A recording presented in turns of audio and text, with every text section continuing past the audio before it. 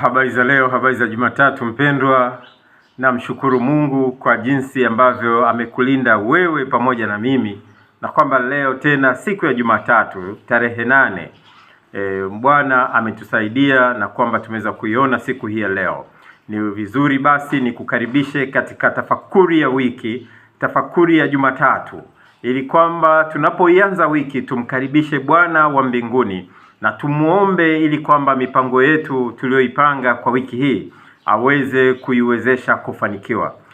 Watoto ambao leo wanarudi shule, tunawaombea kwamba Mwenyezi Mungu aweze kuwabariki, akawapatie tena masomo mema, muhula mwingine mwema, ili kwamba Mungu aweze kuwafanikisha katika masomo yao. Basi katika siku hii ya leo ya Jumatatu, katika wiki hii tunalo somo linalojengwa kutoka katika kitabu cha Daniel 3 na ule mstari au aya ya 17. Nayo inasema, kama ni hivyo, Mungu wetu tunayemtumikia aweza kutuokoa na tanuru ile iwakayo moto, naye atatuokoa na mkono wako, mfalme. Basi naomba tupate kuomba. Baba yetu na Mungu wetu wa mbinguni, asante Baba kwa ulinzi wako. Asante kwa neema yako, asante kwa upendo, asante kwa kutulinda weekend yote. Tazama leo katika siku ya Jumatatu tunakuja tena mbele zako. Tunakusihi Baba ukatufundishe katika siku ya leo na ukasikie maombi yetu. Ukatembee pamoja nasi katika jina lako Yesu Kristo. Amen. Katika kitabu cha Daniel tunasoma Daniel 3 fungu la 17. Tunasoma andiko muhimu sana katika maisha yetu hapa duniani. Lakini siku hizi za sasa ambazo tunaishi katika kizazi chetu hiki, kati ya majaribu makubwa sana ya wakati huu ni kumwangukia Ibilisi ili tupate mali, tupate nguvu, tupate uongozi, tupate madaraka na pia fahari ya dunia hii. Kupata fahari ya dunia hii ambayo wakati wowote ule wewe na mimi tunaweza tukaondoka katika hii dunia. Lakini tunampigia magoti Ibilisi ili tuweze kupata fahari. Shadrach, Meshach na Abednego nao walijaribiwa hivyo hivyo kama ambavyo tunajaribiwa sisi leo.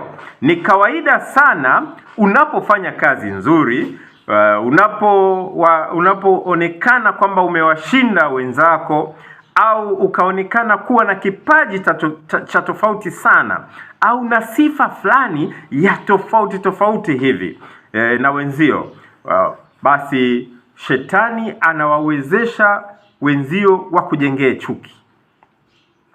Hili linatokea na ndilo ambalo lilitokea kwa hawa vijana watatu wa Kiebrania wakiwa kule Babylon.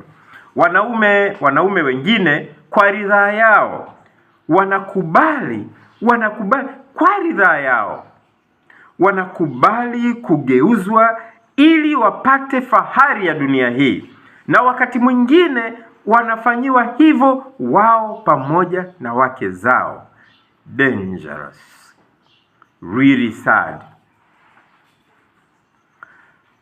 Meshach, Shadrach pamoja na Abednego nao waliamriwa kuisujudia sanamu ya dhahabu pamoja na kuitumikia miungu ya Nebukadnezar, mtawala wa Babylon, ambayo sasa hivi ni Iraki.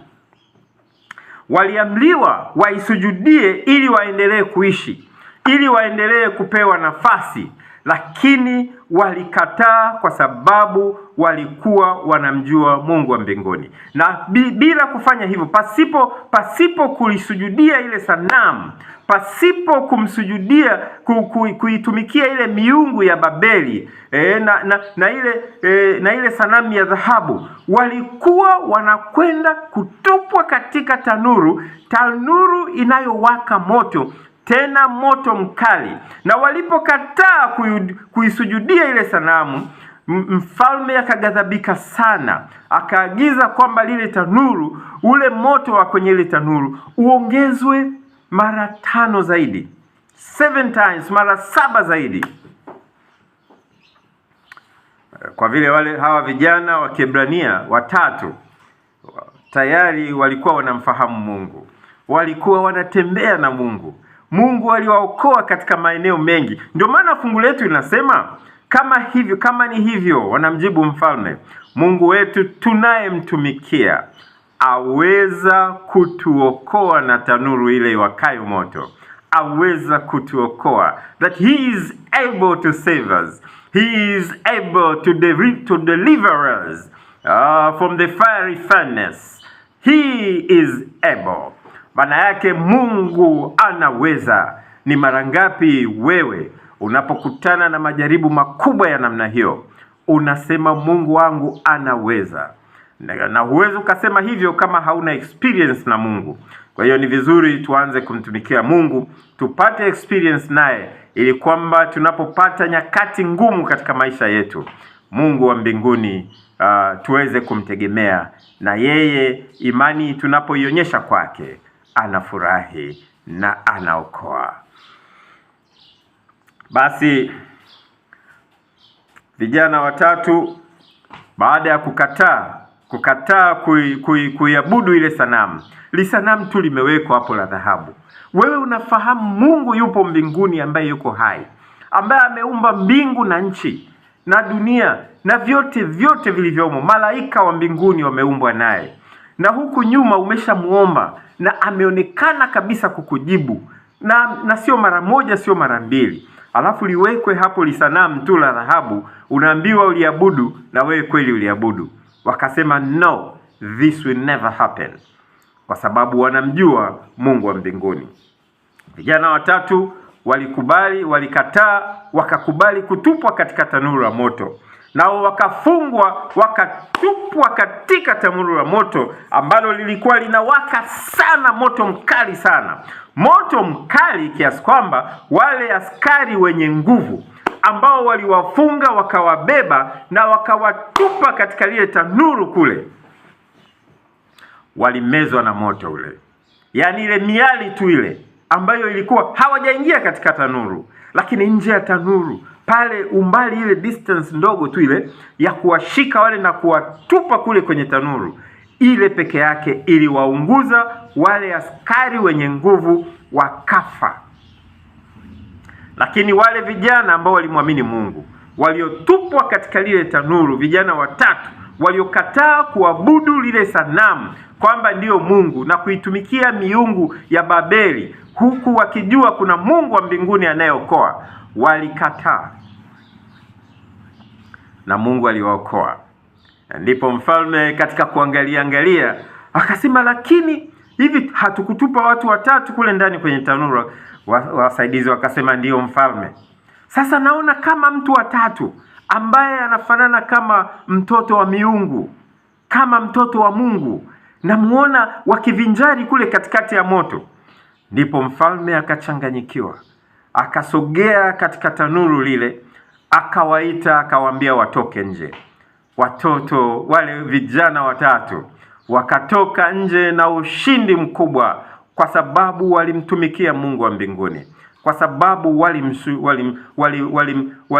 walikuwa wanamsujudia yeye peke yake, kwa sababu walimwamini Mungu peke yake. Lakini ikaleta ushindi mkubwa kwa Mungu wa mbinguni, kwamba Mungu wa mbinguni akatambulika kule Babeli, ambapo walikuwa wanaabudu tu miungu. Mungu aliwalinda wale vijana watatu wasiungue. Mungu akawaokoa kwa sababu walikataa kulisujudia sanamu la mfalme na kuitumikia hiyo miungu yake. Yesu ndiye Mwokozi wa tanuru ya maisha yako. Unapopitia katika katika wakati mgumu katika maisha yako, unapopitia nyakati ngumu sana, unapokuwa unalia machozi, unapokuwa na wasiwasi mkubwa, unapokuwa unapitia katika matatizo labda ya ajira, labda ya kutokuwa na mtoto, unapopitia matatizo ya kazini kwako, labda unasimamishwa kazi, unapopitia matatizo, labda una shida kazini, labda una kesi moja mbaya sana, labda una uhitaji mkubwa wa fedha, labda watoto wako wanatafuta fees, huna fizi ya kuwalipia watoto wako, labda kuna shida yoyote kubwa katika maisha yako, inaweza kuwa ni ugonjwa, inaweza kuwa ni shida nyingine yoyote. Unapopitia katika tanuru kali, tanuru inayowaka moto mkali katika maisha yako, jua kwamba yupo Mungu wa mbinguni ambaye anaweza akaokoa. Nakumbuka hawa vijana walivyokuwa walisema wakamwambia mfalme, mfalme, hakuna haja ya kujibu katika hili. Hakuna haja ya kujibu katika hili. Walimwamini Mungu, walimwambia mfalme, leo hii Bwana Mungu anaweza akatuokoa. Walikubali hilo. Nasema hata kama asipotuokoa, lakini hatuwezi tukaisujudu sanamu yako. Leo hii Mungu wa mbinguni anatafuta vijana imara, vijana ambao wanaweza wakasimama kwa ajili ya kweli, kwa ajili ya kweli ambayo imeandikwa katika vitabu vitakatifu, kwa ajili ya kweli ya Mungu, wakamsimamia Mungu wa mbinguni na kumkiri yeye tu. Vijana ambao hawezi wakapiga goti kwa ibilisi, hali wakijua kwamba ibilisi ana muda mfupi tu naye ataunguzwa katika moto, kama waovu wote watakavyounguzwa. Hali wakijua namna hiyo, hawawezi wakampigia ibilisi goti. Hawawezi wakaenda kule mlingotini Bagamoyo kwa ajili ya kutafuta, kwa ajili ya kufanya makafara, kwa ajili ya kumpigia goti ibilisi, bali watampigia goti Mungu wa mbinguni. Watamsujudu Mungu pekee aliyeziumba mbingu na nchi na bahari na vyote vilivyomo, bali watachagua kumtumikia Mungu pekee. Wale vijana watatu walipotolewa katika tanuru ya moto, walipotolewa kule, hawakuwa hata na harufu ile ya moto. Harufu ya moto haikuwa juu yao.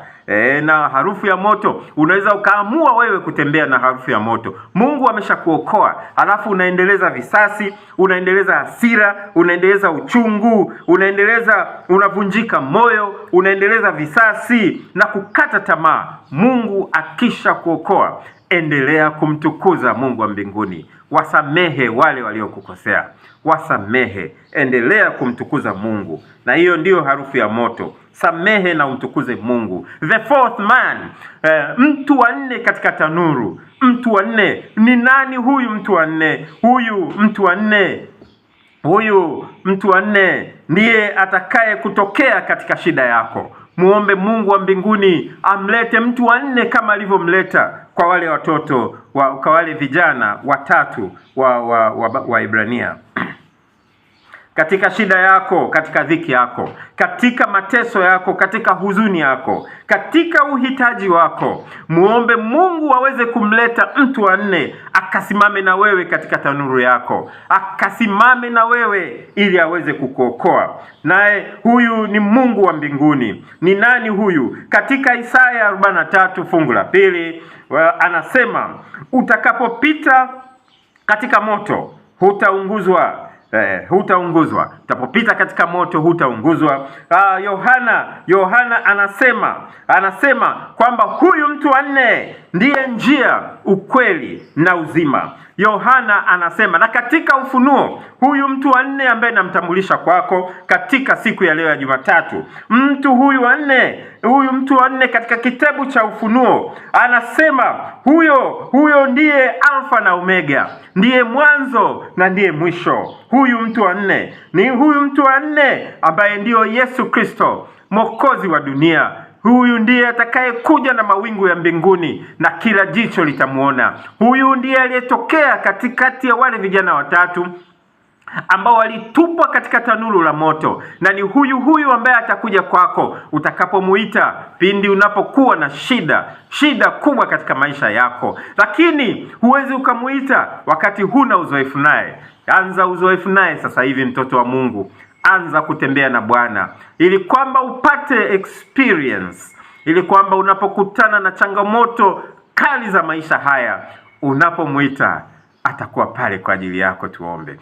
Baba Mungu, katika jina lako Yesu Kristo, asante kwa somo zuri katika siku ya leo. Asante kwa kututia moyo Baba, na ni wewe ambaye uliahidi kwamba utakuwa pamoja nasi siku zote hata mwisho wa dunia. Baba, endelea kutembea na watoto wako wanapopitia uzoefu mgumu, wanapopitia huzuni, wanapopitia maisha ya dhiki, wanapokuwa na maswali magumu hawana majibu. Baba, wanapokuita na kusihi kama ulivyokuja ukajitokeza na ukawaokoa wale vijana watatu wa Kiebrania, na kusihi Baba ukamwokoe mtoto wako atakapokuwa katika uhitaji mkubwa, katika shida, katika mateso, katika huzuni. Ukawe pale katika misiba, ukawe pale pamoja na yeye na kumfariji katika jina lako Yesu Kristo. Tembea nasi katika wiki nzima, ukatupatie baraka zako Baba, tunakusihi ukatupatie yaliyo mahitaji yetu katika jina lako Yesu Kristo tunaomba, amen. Bwana akubariki.